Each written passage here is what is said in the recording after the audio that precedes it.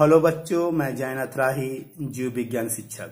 बच्चों, आज हम कक्षा 12 के पाठ 13वां है, जीव एवं समष्टियां। उसके अंतर्गत एक बहुत ही महत्वपूर्ण इम्पोर्टेंट प्रश्न के रूप में आता है। नाम है परजीविता, जिसको बोलते हैं पैरासिटिज्म। आइए इसको जानने की कोशिश करें। यह लॉन्ग क्वेश्चन में भी आ सकता है और शॉर्ट में भी। देखते हैं। परजीविता दो भिन्न प्रजातियों के जीवों के बीच होने वाली पारस्परिक क्रिया है। क्या है? परजीविता दो भिन्न प्रजातियों के जीवों के बीच होने वाली पारस्परिक क्रिया है। इस पारस्परिक क्रिया के दौरान एक जीव को लाभ होता है जबकि दूसरे जीव को हानि होती है। तो ऐसे पारस्परिक क्रिया के संबंध को ही हम बोलते हैं परजीविता, पैरासिटिज्म। इसमें एक जीव, जिसे हम परजीवी पैरासाइट कहते हैं, जो अपना भोजन या पोषण दूसरे जीव अर्थात पोषक या होस्ट से प्राप्त करता है। यह दो जीवों का संबंध है, जिसमें एक जीव परजीवी होता है और एक जीव क्या होता है? पोषक होता है, होस्ट होता है। परजीवी को इसमें लाभ होता है जबकि पोषक या होस्ट को इसमें हानि होती है। इसीलिए ये दोनों लोग क्या संबंध दिखाते हैं? परजीविता के संबंध को दर्शाते हैं। परजीवी अपना पूरा जीवन या जीवन का एक बड़ा भाग पोषक होस्ट के शरीर पर या शरीर के अंदर व्यतीत करता है। अब देखते हैं, परजीविता के अंतर्गत हम निम्न शीर्षकों का अध्ययन करेंगे। पहला है जंतु परजीवी, एनिमल पैरासाइट। दूसरा पादप परजीवी, प्लांट पैरासाइट। एक विशेष प्रकार का परजीविता है अंड परजीविता, जिसको बोलते हैं ब्रूड पैरासिटिज्म। इसके बारे में अध्ययन करेंगे। पादप परजीवी, प्लांट पैरासाइट। आइए जानने की कोशिश करें। कुछ आवृतबीजी पादप भोजन के लिए पूर्ण या आंशिक रूप से अन्य परपोषी पादपों पर आश्रित रहते हैं। तो ऐसे पादप को हम बोलते हैं परजीवी पादप। परजीवी को बोलते हैं पैरासाइट, जबकि वो परपोषी, जिसे पोषक पादप कहते हैं, उसे हम बोलते हैं होस्ट। पादप परजीवी को हम निम्न श्रेणियों में बांटते हैं। पहला है पूर्ण तना परजीवी, जिसको हम बोलते हैं टोटल स्टेम पैरासाइट। ये परजीवी पोषक पादप के तने से भोजन, खनिज व जल प्राप्त करते हैं। अर्थात पूरी तरह क्या करते हैं? पोषक पादप के तने से ही भोजन, खनिज व जल लेते हैं। इसीलिए इन्हें हम बोलते हैं पूर्ण तना परजीवी, टोटल स्टेम पैरासाइट। उदाहरण के स्वरूप देखते हैं अमरबेल, जिसको हम बोलते हैं कॉस्कुटा। अमरबेल एक पूर्ण तना परजीवी पादप है जो दुरंता, बबूल, बैर इत्यादि वृक्षों पर पाई जाती है। विकास प्रक्रिया के दौरान इसका पर्णहरिम, क्लोरोफिल और पत्तियां समाप्त हो जाती हैं। पर्णहरिम पत्तियां समाप्त होने के कारण ये अपना भोजन स्वयं नहीं बना पाते हैं, इसीलिए यह दुर्बल और पीले हो जाते हैं। जबकि इसका तना जो होता है परपोषी पादप के तनों के चारों ओर लिपट जाते हैं और अपने चुस्कांग जो उनके तने में पाए जाते हैं परपोषी पादप के तने में प्रवेश कर उसके संवहन ऊतक से जल एवं भोजन का अवशोषण करते हैं। इसीलिए इन्हें हम बोलते हैं पूर्ण तना परजीवी। अमरबेल हुआ ये। अब दूसरा बंटवारा देखते हैं, आंशिक तना परजीवी, पार्शियल स्टेम पैरासाइट। आइए देखते क्या खासियत है।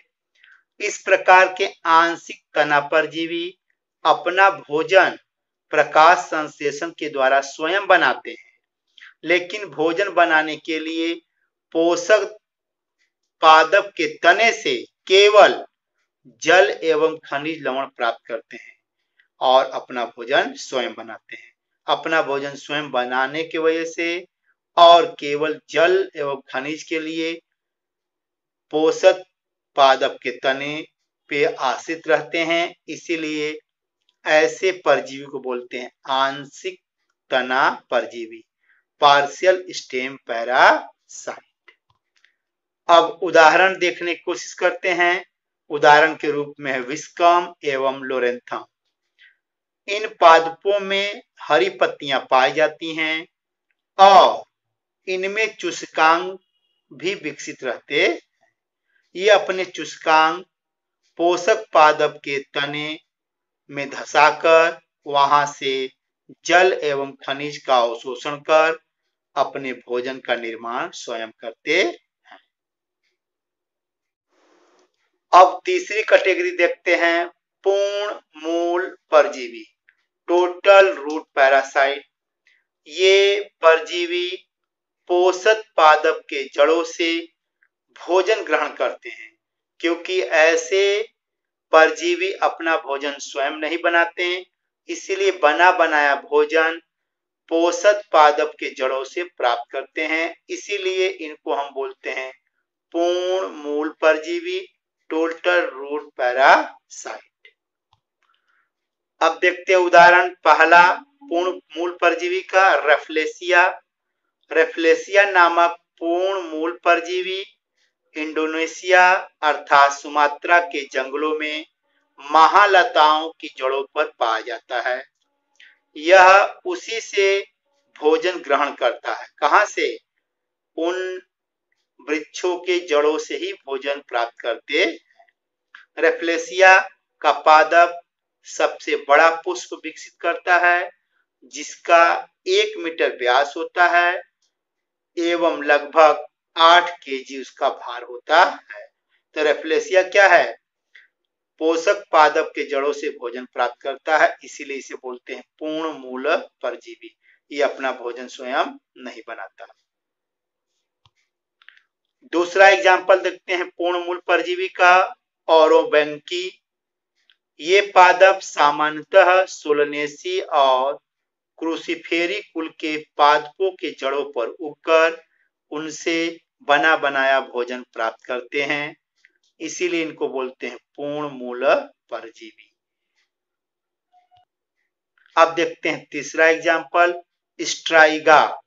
ये पादप आग की जड़ों से पोषण प्राप्त करता, अर्थात यह भी अपना भोजन स्वयं नहीं बना पाता और परजीवी के रूप में आग के जड़ों से क्या होता है? भोजन प्राप्त करता है, इसीलिए इसे भी हम बोलते हैं पूर्ण मूल परजीवी।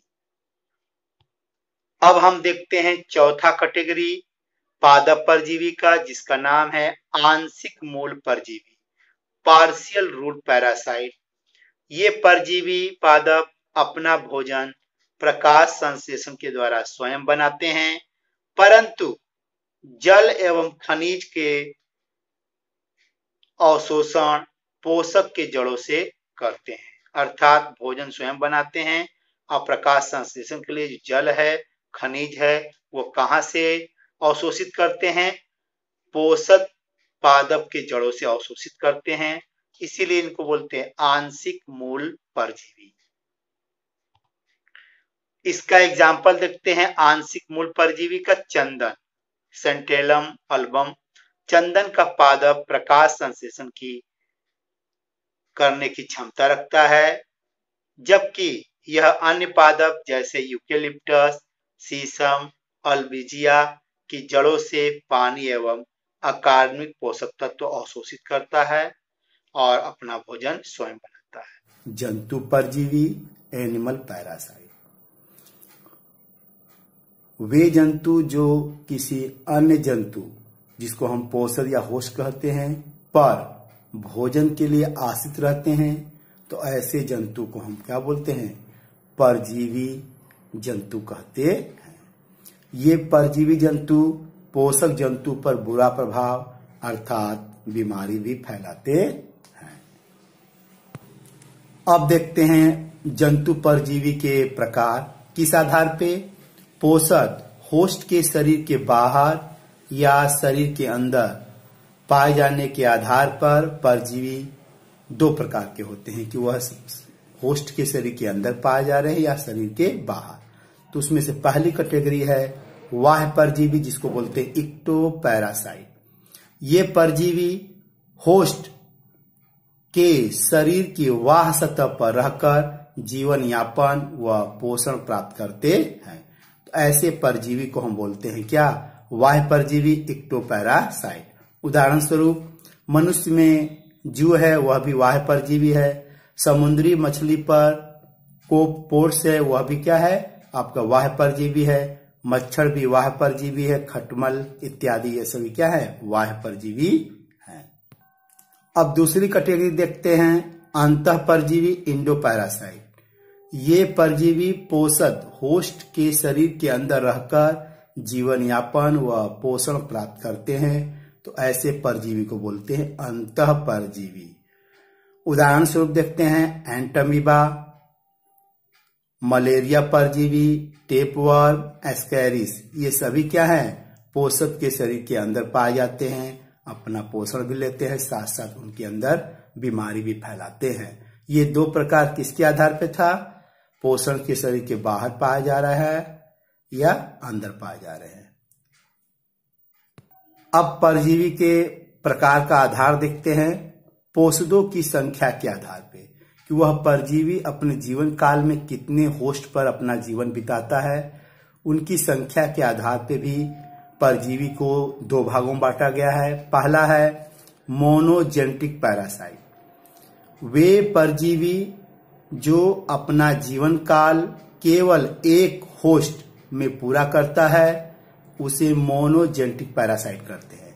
It means those parasite which complete their life cycle in single host known as monogenetic parasite. तो ये अपना जीवन काल एक ही होस्ट में पूरा कर लेता है। मोनोजेनेटिक पैरासाइट का एग्जाम्पल देखते हैं। पहला है एंटमीबा। यह मानव में खूनी पेचिश नामक रोग उत्पन्न करता है। यह मानव के आंत में पाया जाता है। दूसरा है एस्कैरिस। यह मानव में एस्कैरियोसिस नामक रोग उत्पन्न करता है। इस तरह यह क्या हुआ? आपका मोनोजेनेटिक पैरासाइट के एग्जाम्पल हुए। अब दूसरी कैटेगरी देखते हैं डाइजेनेटिक पैरासाइट। वह पैरासाइट जो अपना जीवन काल दो होस्ट में पूरा करता है। तो ऐसे पैरासाइट, ऐसे परजीवी को डाइजेनेटिक पैरासाइट कहते हैं। Those parasite which complete their life cycle in two host known as digenetic parasite. Example के रूप में देखते हैं। पहला है प्लाज्मोडियम। प्लाज्मोडियम मानव में मलेरिया रोग फैलाता है। यह अपना जीवन काल दो होस्ट में पूरा करता है, प्राथमिक होस्ट और द्वितीयक होस्ट। प्राथमिक होस्ट इसका मानव होता है और द्वितीयक होस्ट मादा एनाफिलीज मच्छर होती है। ये मादा एनाफिलीज मच्छर ही मलेरिया को बीमार व्यक्ति से स्वस्थ व्यक्ति में पहुंचाती है। दूसरा देखते हैं मानव लिवर फ्लूक। यह भी अपना जीवन काल दो होस्ट में पूरा करता है। प्राथमिक होस्ट मानव है, जबकि द्वितीयक होस्ट स्नेल घोंघा है। अगला देखते हैं फैसियोला हिपैटिका। यह फीस में क्या का लिवर फ्लूक माना जाता है। यह दो होस्ट में अपना जीवन काल पूरा करता है, प्राथमिक होस्ट और द्वितीयक होस्ट। प्राथमिक होस्ट सीप है, भेड़, और दूसरा द्वितीयक होस्ट स्नेल, जिसे घोंघा बोलते हैं। इसी तरह टेपवार्म भी डाइजेनेटिक पैरासाइट है। वह भी अपना जीवन काल दो होस्ट में पूरा करता है। प्राथमिक होस्ट मानव है, जबकि द्वितीयक होस्ट क्या है? सुअर है। अंड परजीविता, जिसको बोलते हैं ब्रूड पैरासिटिज्म। अंड परजीविता एक प्रजनन रणनीति है। किसके लिए? पक्षियों में अंड परजीविता एक क्या है? प्रजनन रणनीति है। अर्थात अंड परजीविता पक्षियों में पाया जाता है। अंड परजीविता को हम सामाजिक परजीविता अर्थात सोशल पैरासिटिज्म बोलते हैं।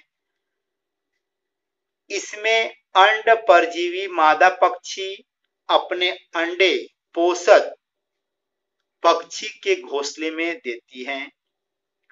पोषक पक्षी इस परजीवी के अंडे को सेता है और साथ ही साथ उसकी रक्षा भी करता है।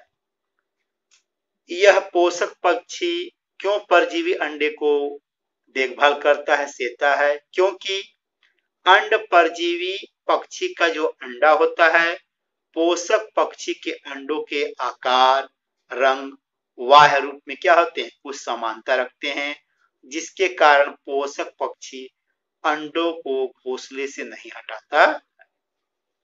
पोषक पक्षी इन अंडों को समय के साथ सेता है। जब अंडा टूटता है तो बच्चों की सेवा तब तक करता है जब तक कि ये पक्षी के बच्चे स्वतंत्र जीवन जीने न लगे, तब तक ये पैरेंटल केयर करता रहता है।